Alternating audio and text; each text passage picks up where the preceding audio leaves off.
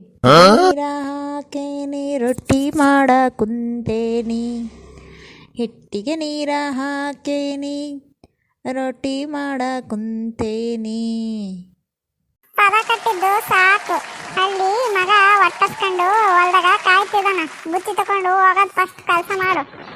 ಯಾಕಜ್ಜಿ ಸೊಸಿನ ಯಾವ ಥರ ಬೈತಿದ್ದೀವಿ? ಈಕಿ ತುಂಬಾ ವಯ್ಯಾರಿ. ಈ ಥರ ಮಳ್ಳಾಟ ಆಡಿನೇ ನನ್ನ ಮಗನ್ನ ಲವ್ ಮಾಡ್ಕೊಂಡು ಮದುವೆ ಮಾಡ್ಕೊಂಡಾಗಿಂದನೂ ಮಗ ನನ್ನ ಮಾತು ಕೇಳೋವಲ್ಲು. ಅಷ್ಟೇ ಅಲ್ಲ, ಅಡಿಗೆ ಅಂತೂ ಇವಳಿಗೆ ಬರೋದೇ ಇಲ್ಲ. ಬರೀ ಹಾಡಲ್ಲೇ ಹೊಟ್ಟೆ ತುಂಬಿಸ್ಬಿಡ್ತಾಳ. ಗಂಡನ ಹೆಂಗ್ ಗೊತ್ತಾ, ಬರೀ ಹಾಡು ಎಡಿನೇ ನೈಸ್ ಮಾಡಿಬಿಟ್ಟದಾಳ. ಮದುವೆ ಆದಾಗಿಂದ ಈಗ 8 ವರ್ಷ ಆಯಿತು. ಅಡುಗೆ ಎಲ್ಲ ನಾನೇ ಮಾಡ್ತಿರೋದೆ. ಈಗೇನೋ ನಾನು ಮೊನ್ನೆ ಜಾರು ಬಿದ್ದೀನಿ ಅಂತ ಮಗ ಏನೋ 1-2 ದಿನ ಅಡುಗೆ ಮಾಡೋಕ್ಕೆ ಹೇಳೋಣ.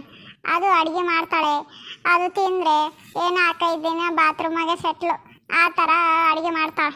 ಹೆಂಗಜ್ಜಿ ಈ ಥರ ಅಡುಗೆ ಮಾಡ್ತಾಳೆ? ಯಪ್ಪ, ವಯಸ್ಸಾಗಿದ್ದು ಮೊದಲು ಹುಷಾರಾಗಿರಜ್ಜಿ. ನೀನು ಸೊಸಿ ಪದ ಕಟ್ಟೋದು ನೋಡಿ ಅಡುಗೆನೂ ಚೆನ್ನಾಗಿ ಮಾಡ್ತಾರೆ, ಇಲ್ಲೇ ಮಧ್ಯಾಹ್ನದ ಊಟನೂ ಮಾಡ್ಕೊಂಡು ಹೋಗೋಣ ಅಂತ ಅಂದ್ಕೊಂಡೆ. ನೀನು ಹೇಳೋದು ಕೇಳಿದ್ರೆ ನನಗೆ ಭಯನೇ ಆಗ್ತೈತೆ ಅಜ್ಜಿ. ನಂಗೆ ಊಟನೂ ಬೇಡ, ಏನೂ ಬೇಡಪ್ಪ, ನಾನು ಹೋಗ್ತೀನಿ. ಯಾಕತ್ತೆ, ನಾನು ಅಡುಗೆ ಚೆನ್ನಾಗಿ ಮಾಡಲ್ವಾ? ಈ 8 ವರ್ಷದಿಂದನೂ ನಾನೇ ಅಲ್ವಾ ಅಡುಗೆ ಮಾಡ್ತಿರೋದು. ಅವ್ರ ಮುಂದೆಲ್ಲ ಯಾಕೆ ಆ ಥರ ಮಾತಾಡಿದ್ರಿ? ರುಚಿ, ನೀನು ಕೆಲವು ಸೂಕ್ಷ್ಮಗಳು ಗೊತ್ತಾಗಲ್ಲ. ಅವಳು ಮಧ್ಯಾಹ್ನದ ಊಟ ಇಲ್ಲೇ ಮಾಡಬೇಕು ಅಂತ ಬಂದಿದ್ಲು. ಅವಳಿಗೆ ನಾನು ಆ ಥರ ಮಾತಾಡೋದು ಹಿಂದಿಂದ ಕಾರಣ ಇತ್ತು.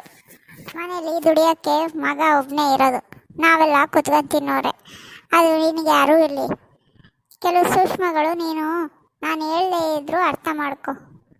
ಅವಳಿಗೆ ಮನೆಗೆಲ್ಲ ಅನುಕೂಲ ಇದ್ದರೂ ಮಾಡೋಕ್ಕೆ ಮೈಗಳ್ಳಿ. ಈ ಊಟಕ್ಕೆ ಅಂತ ಇಲ್ಲಿ ಬಂದಿದ್ದಾಳೆ. ನಾವು ಕಡು ಬಡವರು. ನಮಗೆ ತಿನ್ನೋ ಅನ್ನಕ್ಕೂ ಗಂಜಿಗೂ ಒಪ್ಪತ್ತಿಗೂ ಎಷ್ಟು ಕಷ್ಟ ಇದೆ, ಅದು ನೀನು ಅರ್ಥ ಮಾಡ್ಕೊ. ಹೌದು ಅತ್ತೆ, ಸಾರಿ, ನಾನು ನಿಮ್ಮನ್ನು ಅರ್ಥ ಮಾಡಿಕೊಳ್ಳಲಿಲ್ಲ. ಸಾರಿ ಅತ್ತೆ, ನನ್ನನ್ನು ಕ್ಷಮಿಸಿ. ನೋಡಿದ್ರಲ್ಲ ವೀಕ್ಷಕರೇ, ಜಯಮ್ಮನಂಥ ಕಿಲಾಡಿ ಮೈಗಾಟ್ರುಗಳು ಇರ್ತಾರೆ. ಅಂಥ ಮೈಗಾಟ್ರಿಗೆ ನಮ್ಮಂಥ ಜಿಪ್ಪನ್ ಮುದುಕರು ಈ ಪ್ರಪಂಚದಲ್ಲಿ ಇರ್ತೀವಿ ಪಾಠ ಕಲಿಸೋಕ್ಕೆ.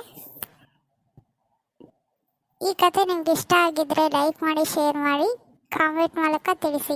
ಯಾರೆಲ್ಲ ನಮ್ಮ TV ಚಾನಲ್ಗೆ ಸಬ್ಸ್ಕ್ರೈಬ್ ಆಗಿಲ್ವೋ ಬೇಗ ಆಗಿ.